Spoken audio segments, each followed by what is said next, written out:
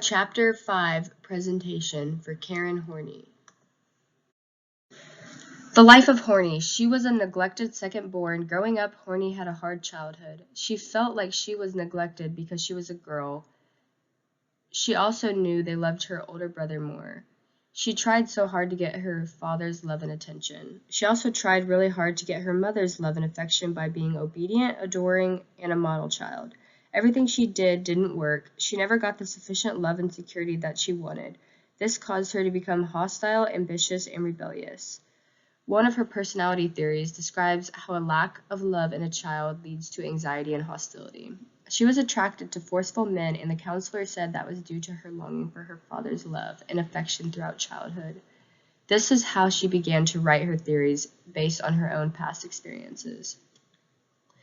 Horney said that being in love was an escape. It temporarily got rid of her anxiety and insecurity. Her search for career was successful. At the age of 12, she decided that she wanted to become a doctor, even though it was hard for women at the time, and her father was against it.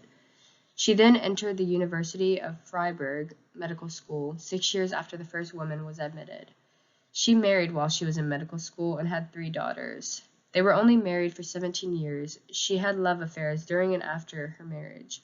She felt lost, lonely, desperate, and sometimes suicidal when she didn't have a lover or one of her relationships was falling apart. A therapist said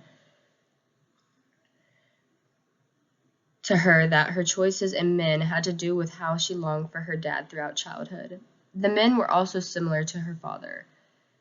Her still searching for love continued with younger men. They were her analysts that she was supervising during her training. Childhood need for safety and security. She believed that childhood was dominated by the safety need, by which she meant the need for security and freedom from fear. Page 139. Number 1. Ways of determining a child's security. The way parents act can affect their child's security and cause them to have hostility. Some examples include preferring one sibling over another, unfair punishment, erratic behavior, promises not kept, ridicule, humiliation, and to isolate the child from peers. Number 2, repressing hostility towards parents. Ways children repress their hostility towards their parents is because of guilt, helplessness, fear, or love. Basic anxiety. She defined basic anxiety as insidiously increasing, all-pervading feeling of being lonely and helpless in a hostile world. Page 140. Number 1, securing affection. By securing love and affection from others, that person is expecting you not to hurt them. We gain affection by trying to do what that person wants, trying to bribe others, or threatening others. Number 2, being submissive. It is a means for protection. They do not criticize or give offense in any way. They repress their personal desires and can't defend themselves against abuse because they don't want to antagonize the abuser. They believe that they aren't selfish and self-sacrificing. This describes Horney's 8 to 9-year-old childhood behavior. Number 3, attaining power. When you attain power over others, a person can compensate for helplessness and achieve security through success or through a sense of superiority. People believe if they have power, then no one will hurt them. Basic anxiety part 2, number 4, withdrawing. Withdraw from people psychologically.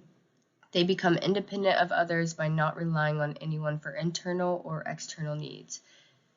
They also guard against being hurt by others. Number 5, characteristics of self-protective mechanisms. These can lead to more conflicts, motivate the person to seek security and reassurance rather than happiness or pleasure. Another is their power and intensity.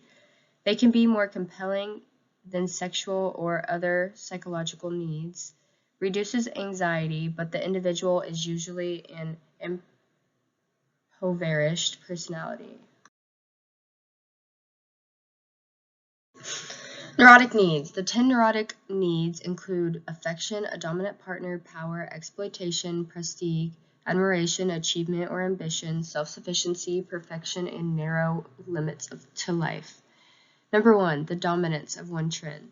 The dominant neurotic trend determines the person's behaviors and attitudes towards others. This is the mode of thinking and acting that best serves to control basic anxiety, and any deviation from it is threatening to the person.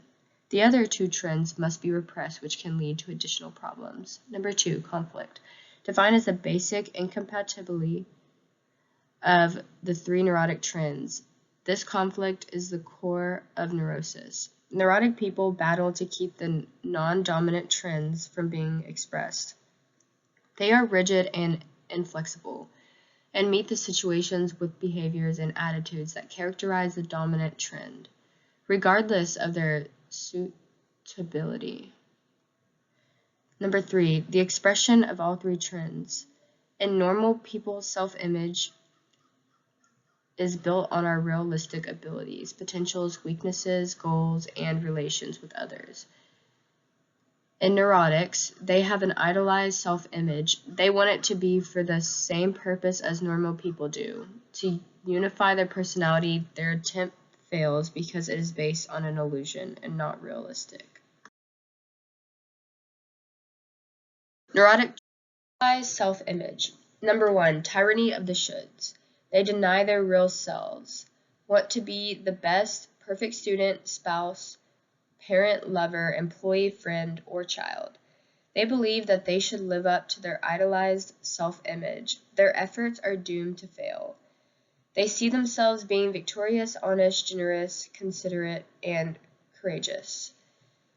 Number 2, externalization. Neurotics attempt to defend themselves against their inner conflicts caused by discrepancy between idolized and real self-images. They project their conflicts onto the outside world. Number 3, the neurotic self-image. The neurotics believe that the incomplete self-picture is real. The idealized self-image is a model of what the neurotic thinks he or she is, can be, or should be. It is an unsatisfied substitute for a reality-based sense of self-worth. They have little self-confidence because of insecurity, anxiety, and the idolized self-image does not allow for correction of those deficiencies. It provides an illusion of sense of worth and alienates the neurotic from the true self. It threatens the false sense of superiority and security. The whole edifice was constructed to provide and little and needed to destroy. Feminine psychology. Number 1, womb envy. Men envied women because of their capacity for motherhood. Number 2, the flight from womanhood. Condition that can lead to sexual inhibitions. The sexual fear associated with this condition comes from childhood fantasies. Fantasies focus on vaginal injury and the pain from forcible penetration. This causes a fear to have intercourse and affects their desire to have a child. These women distrust and resent men and reject their sexual advances. Number 3, the Oedipus complex.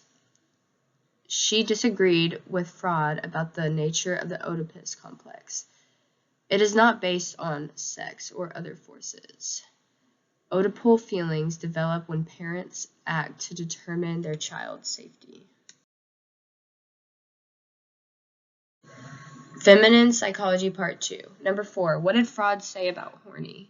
He wrote, "We shall not be very greatly surprised if a woman analyst who has not been sufficiently convinced of the intensity of her own wish for a penis also fails to attach proper importance to that factor in her patients." Freud, 1940, page 148. Number 5. Motherhood or career. To men, a woman's role was to love, admire, and serve her man. Her identity was a mirror of her husband's. She argued that women should seek their own identity by pursuing their own careers. Number 6, and the last one. Cultural influences on feminine psychology. The tradition Chinese society, they believed in the yin and yang. Yang represented men and how they are strong. Yin represented women and how they are weak. Men were considered superior to women. Rapidly changing Chinese society as well, we can easily accept Horney's position that the feminine psyche is influenced by cultural influences. Questions about human nature. Her image of human nature is optimistic. Human nature is flexible. Horney believed that we can change and shape our personality. The issue, free will versus determinism, Horney argued in favor of the former. Assessment in Horney's theory. The first one is free association. She did not follow Freud in trying to probe the unconscious mind. She believed patients could easily hide their lives or feelings. They uncovered the patient's early experiences and emotions through free association. The second is dream analysis. She believed that dream analysis could reveal a person's true self. She also believed that dreams represented attempts to solve problems. The third one is self-report inventories. CAD made to measure Horney's 3 neurotic trends, the compliant, the aggressive, and the detached personality types. And then lastly, HCTI is to measure the compliant, aggressive, and detached personality types. Reflection on Horney's theory. Her ideas are more relevant to problems in American culture today compared to the ideas of Freud, Jung, and Adler. Personality researchers see her neurotic trends as a way to categorize deviant behavior. Her work had a significant impact on personality theories developed by Erik Erikson and Abraham Maslow. She was criticized because her theory wasn't completely or consistently developed, like Freud's. Thank you all for watching my presentation on Karen.